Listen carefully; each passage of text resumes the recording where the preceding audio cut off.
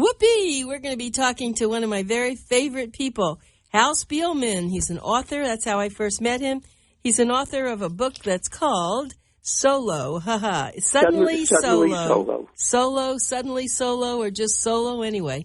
No, just Suddenly Solo, and it's at Amazon, and of course the website is suddenlysolo.org, which is a very interesting, dynamic information site. Yeah, it's true.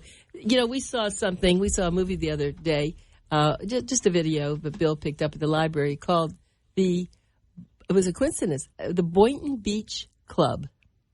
The Boynton Beach Club. You need to see it. It's exactly what you're talking about. I didn't even know it existed, but it was with, let's see, it had famous people in it. I don't remember exactly. You know, they're older women who you would know, but it's perfect for you because someone lost a spouse, someone is a support group, even though her husband didn't die. He divorced her, but she didn't tell anybody that. I mean, but it was the whole thing of what happens at night or what happens when I take off my bra and he sees that my breasts have dropped, or what's it going to... It was everything you talked about.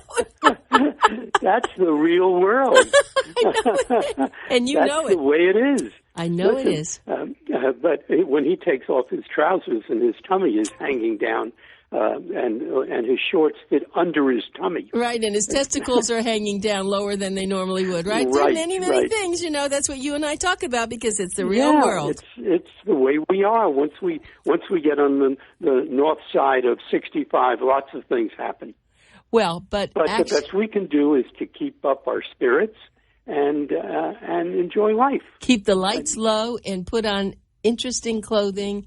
And you know what? Once you really like someone, you don't even see it, do you? No, you don't. It just disappears. And in fact, from the male view, men don't realize that their wives of a long time were slowly moving in that same direction. And they got wrinkles, things sagged, but they didn't notice it. It was so gradual. Now, with her gone, and they get into a new situation, and it hits them in the eye, and it's a big mistake. Well, the other thing is they have friends now, and the friends are looking at the new girlfriend or boyfriend, and now they have all sorts of comments. Well, that's true, but we also know that from the research data that there is this generalized myth that mature men only want to date young women, which is absolutely wrong. They prefer to date women in their own age range. Right. And so they learn to adjust to the wrinkles and the sags, but instead get experience and intellect and warmth and shared things that you simply can't get out of a 32-year-old. Well, one thing I've never been around very much. Yeah, well, one thing I do want to comment on this. I'm glad you brought that up, Hal. By the way, it's Hal Spielman, and he's calling in from New York. And we haven't talked about the weather, but we can do that later. I have some friends who, they're attractive. They're in their late 50s. And I'd said, where have you met anyone interesting? And, oh, no, they're all too old, or they're not attractive, or they don't have any money. They don't. And I'm saying to myself, they are so callous. I would never be like that. I'm their friend, but I don't even want to be their friend anymore. Isn't that horrible? That's so short-sighted. They're putting up criteria, and more important, they're putting up barriers to their own development of nice social relationships. Well, you're being nice about it, Hal. I say something else. I said, who the heck do they think they are? Right, that's Sorry. true, too. Yeah. But, our data says that, and I'll just throw you a couple of numbers out. This is based on a survey we did with 400 mature women, that means mostly 60s and 70s, all having had a widowed or divorced and having had at least a 20-year relationship, and 345 men in the same category. And when we asked how strong is your urge to be a couple, 56% of the women said it's either very strong or somewhat strong in their desire to be coupled. Men were somewhat higher. 66% of men said that. So the urge is there to want to be in a coupled relationship. And we know, again, from our other research that the main reason people say that is they want the opportunity to share experiences from their past, but also new experiences together. And that seems to be the driving force. I was at the theater. Carrying on what you said, Hal, I was at the theater last night, and the Kravis Center, and I was looking around, and there are so many men and women who don't seem to be married couples. You'll ask me how I know that. Well, you can just see it. It's the difference in married couples are just sitting there kind of together. But the others, they're very vivacious. They're doing all sorts of things. And these people were in their 60s and 70s. That's absolutely right. I see that all the time. And it's great. The blood flows, the excitement grows, all the things that make for an exciting life come out of that kind of opportunity to couple and to share.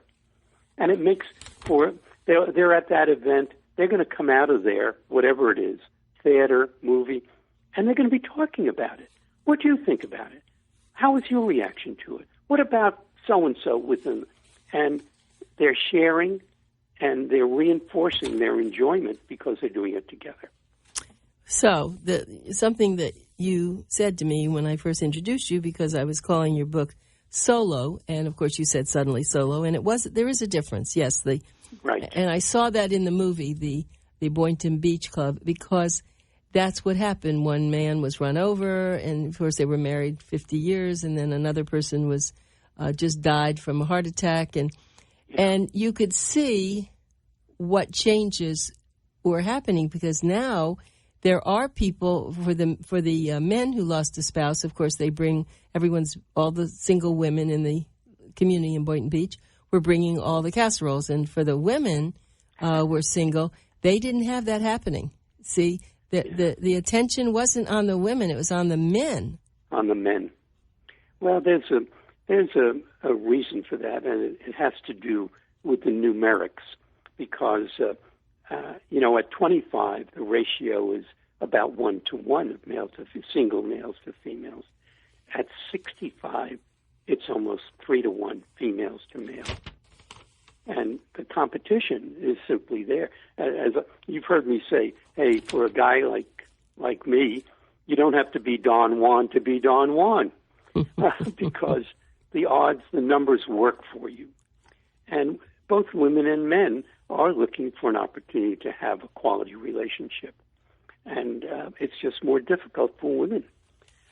In fact, again, looking at the research, we asked this same sample in this survey, how difficult is it to meet people of the opposite sex? And 68% of women said it is very or somewhat difficult, where men, only 49% of men said that. And in fact, 51% of men said it's not very difficult at all. And of course, it's the same aspect. The numerics of men dying works to their being in demand. So I sympathize with the women, because it's not easy. It's not easy to find a good match, a good friend to be with. Okay, so let's go back to how I started the show. Where are men and women, other than their neighborhoods? Give me maybe 5 ways, other than the internet, that they will find people, whether it's a love of their life or just people to go out with, or of the opposite sex. Well, tell me some of your ideas. Okay. Well, again, I go right to, you'll hear me rustling tables here, because we have hard data on this. We asked, in your opinion, what's the best way to meet someone? And 49% of women said through family and friends. Only 29% of men said that. And but they did say, 22% of men said, the internet is a good source of meeting people. Okay, I got to stop you. I'm sorry to do this, but every time you say something, I think of something about it. So in this book, in the Boynton Beach Club, one man was on the internet, and he's looking, and he lies about his age, and he's looking. All of a sudden, this very attractive, very attractive woman pops up, and And he is fascinated. And she's this and she's that. And he finally says, "Can I see you?" She says, "Sure, let's have dinner." And so, and maybe you saw a scene like this. He goes there, gorgeous apartment, and she's beautiful, and they're going to go out. He made great reservations. He looks magnificent. He dyed his hair. He's, perfect. And he has to go to the bathroom because I think it was to go to the bathroom. While he's in there, he's looking for a towel or something. He opens up the cabinet, and there are all these dildos. And he comes back out, and she's already in bed with a very sexy nightgown on. And you know what it was, of course. She's a prostitute. That's how she's getting business. Well, that's a good one. I never heard that right. story. Well, it was in the thing, and I'm saying, because when he first walked in, I said, "Boy, did he luck out." And he thought the same thing, and it was great. And she says, "Let's dance." And I mean, there she is. And so it was funny. So he caught on very quickly because he saw the dildos. His eyes open up. So he goes out there and didn't know exactly what she was, but there she is in bed in her lingerie. And so he just says, "Well," and he leaves some money. She says, "Is that all I'm worth?" They didn't even do anything. But I thought that was an interesting part of the internet, wasn't it? That's a good way for... boy. Yeah, right. I hadn't run into that one. Well, see, that's a new one. You have to go see that movie. That's a new one. Go pick up a video. I think it's called the Boynton Beach Club, and it happens right here in Boynton Beach, and the good stars, and you'll love it. You will love this one. Well, I have to find that. Please. Take a look at it. Yeah. Okay, so keep going, but I just had to interrupt you on that one. So the internet for men. When we asked this group if they were in a relationship, how did that relationship come about? We can't ignore the fact that 21% were in a relationship that did come about out of the internet. So with all the hesitancy and the discomfort and concerns about lying, people are still relatively successful in meeting on the internet. But many people, and again out of our survey, the women said they would prefer to meet through family and friends. 49% said that would be their preferred way. 29% of men say that. But the reality is that your friends know very few people. They know, they're thinking, "Oh, well, here's my sister-in-law, and she's widowed now.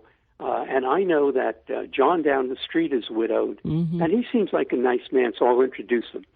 In other words, her knowledge about what each is looking for is very limited, and her range of acquaintances, of single acquaintances, is very limited. So there are other ways to try to make connections. And though this is one that you would like, realistically, it doesn't really work very well. What seems to work better is getting out there yourself and into social situations, joining clubs, getting involved in your community, see what your church is doing in the way of activities, your church or your synagogue. What are they doing in the way of activities? Support activities for other groups. You may get involved in your local political activities. Any kind of things that put you out there in a way to meet and make friends. And it isn't necessarily meeting someone on the opposite sex.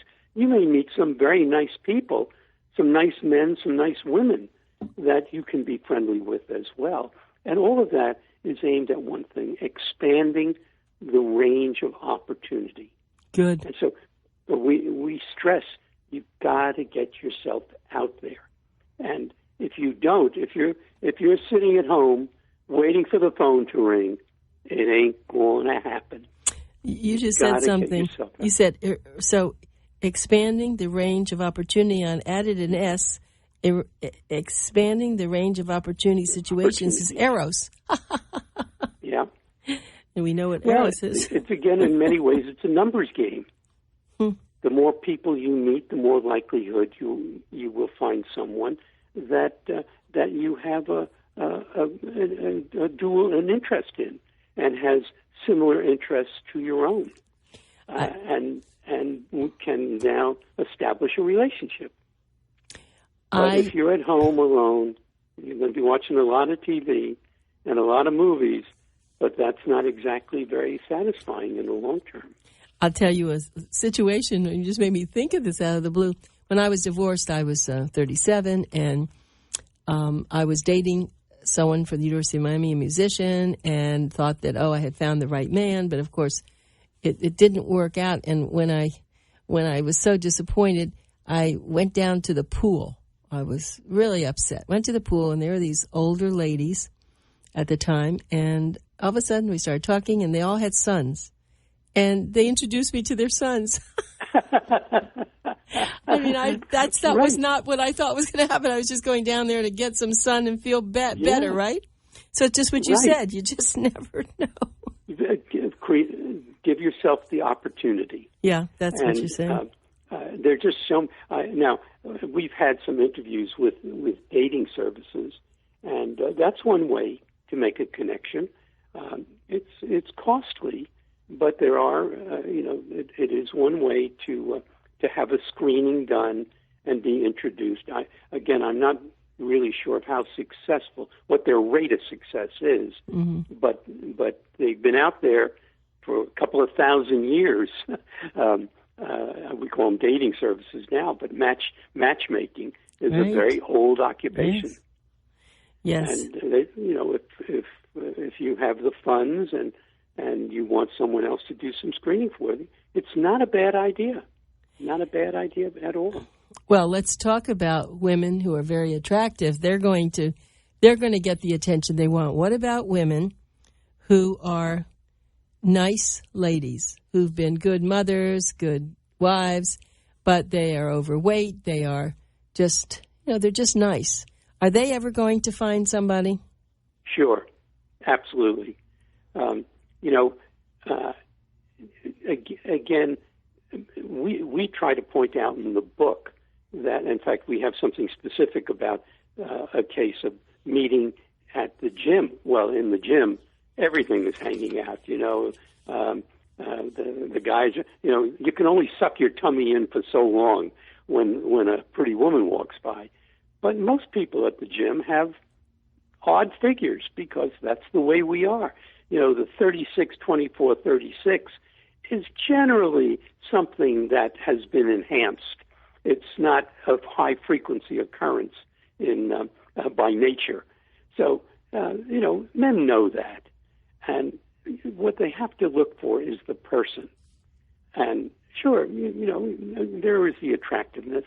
But we know from our eye tracking studies, remember I told you we did these studies on eye tracking, where we showed men in this situation photos of mature women, and what do they look at first?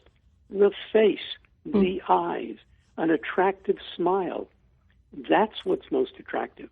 And I know of a woman I know as a good friend for many years who has been divorced, and she doesn't have a very good figure, but she's always had a man around. Always. Why? The personality comes through. And that's the key. What happened? She's a nice-looking woman. Yeah, good. A very nice woman. That's right. So that's a good answer. But her personality comes right through. How about your mom and dad? Were they married for a long time, and then one died? Yes. Another? Mm-hmm. Yes, exactly right. Well, I'll tell you, my mother and father were divorced, and my mother was in her 40s, and she was a businesswoman. She was, she wasn't a fancy-looking woman. She was kind and loving, and I guess she was attractive. She was 5'7" and all, but she had a man who was very interested in her, and I have to say, I probably have never said this on the air, but I'm going to. And of course, she was struggling very much trying to rear my brother and myself, and this man really proposed that, I want to marry you, and I'm going to set up trust funds for your kids, but he wanted to have sex first. And my mother wasn't going to do that. So my mother didn't do that. And so meanwhile, he's still after her. But she came to pick me up. I was working as a shoe salesperson at the age of 14, and she came to pick me up, and I wasn't ready to leave because I was having some big sales going. And so she went up to the Jewish center. Well, it was just a regular center in Miami Beach where people were dancing, and this is at 8 at night. And a man came up to her and asked if she wanted to dance. And my mother said, okay. They were dancing.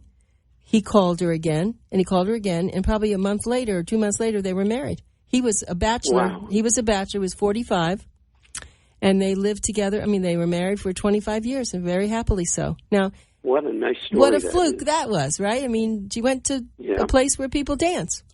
Right.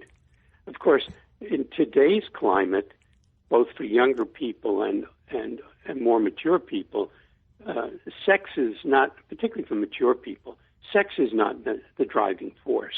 It's the being together, of which sex is part of, but it's not, hey, when you're in your 70s, the hormones aren't raging for him or her. So it's not the primary thing that is going to occupy and convince you to be with someone. It's nice, and the cuddling and the holding, which we have our broader definition of what sex is today, and it's not just intercourse. It's far more than that. And at our age, that whole range of touching, feeling, holding, cuddling is part of our sexual experience. Well, you're talking about my dog, my relationship with my dog, actually. I love that. I mean, I'm in love with my dog. Actually, I do all that cuddling. I don't have sex with her, but that's great for me. I just have one little joke for you about a couple I heard in the situation that your mother was originally in, when the guy said, well, we're engaged now. How about some sex? And the woman said, no, I don't give samples, but I'll give you testimonials. That's good. That's very good. Let's talk about pheromones. Do you know, in any of your research, have you ever touched on pheromones and what happens when you're with someone and the pheromones are just raging? And yeah. Tell me about that. Yeah. I think for a woman who, and I'll give you a view from that I've gotten from a number of women. They may have been come out of their husband or had passed away, or they were divorced, and a number of years had gone by, and finally they decided to put themselves out there, and they meet someone, and they start going out, and she starts to feel very comfortable with that person.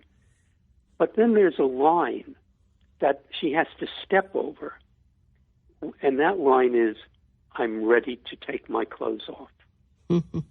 And once she makes that decision, he's going to be a very lucky guy. Oh, that's a lovely story. I think it's a very conscious decision that a woman makes. We also know, again from our research, men think that they're ready for a sexual relationship after 3 dates. Women want at least 5 dates to get comfortable and feel prepared to put themselves into bed with someone. Is that all ages or just older people? No, our data is only on people in their 55 and up, mostly 60s and 70s. Yeah, right. And again, it's a different kind of excitement that's there. That is not the biological excitement of the 24-year-old. Right. So we're in a different place and a different kind of consciousness.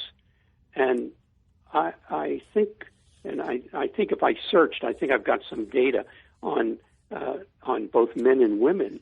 And mature women feel that they are better able to satisfy a man now that they are mature than when they were younger. Simply no more. In this Boynton Beach Club, I was thinking about what you said. One of the women was very aggressive, very attractive, very aggressive, and apparently she was prepared to, as we say, go down on him, and his wife had never done that. His eyes were always, oh, no. You have to see this movie. I mean, that is funny. She says, oh, don't you like that? He said, well, not yet. That is so funny. Oh boy! Oh, You'll like boy. this movie. I'm taunting you. I've got to get this movie. Listen, I've got 2 feet of snow out here. I'm about to put my skis on and go looking for it. Oh my God! So that's interesting about what you have said. I mean, I love to talk to you because you do have data, but you are a living source yourself. You know, you have gone through it. That's why you wrote this. That's why we can laugh now. Exactly. But the first month, the first year, this was not funny. No, the first at least 6-8 months were very difficult. Very difficult. I had family, and they were terrific. My wife's sisters, my sister-in-laws, were really very, very helpful to me, and just kind of helping me get through as they were getting through the death of their youngest, of the sister who was the youngest one in the family. What did you do all day? Well, so this happened, let's say after the first 2 weeks or a month. What did you just do? Sit there and look through pictures or cry, or what did you do? Well, I kept on working. I still had some involvement with my company, so I pushed myself back into that. I was really ready to retire, and instead I spent another year with my company. Perhaps not as effective, but since I was the primary stockholder, nobody was going to argue with me. But I spent another year with my company, forcing myself to get out, forcing myself to get to the office every morning, doing some business trips, trying to instruct others on my staff, and that was very important for me to keep my mind and body very active. Well, I love talking to you, and we've just run out of time, and I just want to tell everybody again, my guest is Hal Spielman. Hal is an extraordinary man. He absolutely is. Of course, he was calling in from Sands Point, Long Island, which got the worst of everything, but his book is Suddenly Solo. You can find it on SuddenlySolo.org. Go find it. Amazon. Yeah. Amazon, and you'll find this book, and it's a wonderful book, and he does he has his own radio show up in New York, too, so we'll talk to you again, Hal. Thank you very, very much, and I'll talk to you about what happened up in Long Island that the news didn't tell us. Keep well, Anita, and give my best to Bill. I will. We'll talk soon. Thank you. Bye. Right. Bye.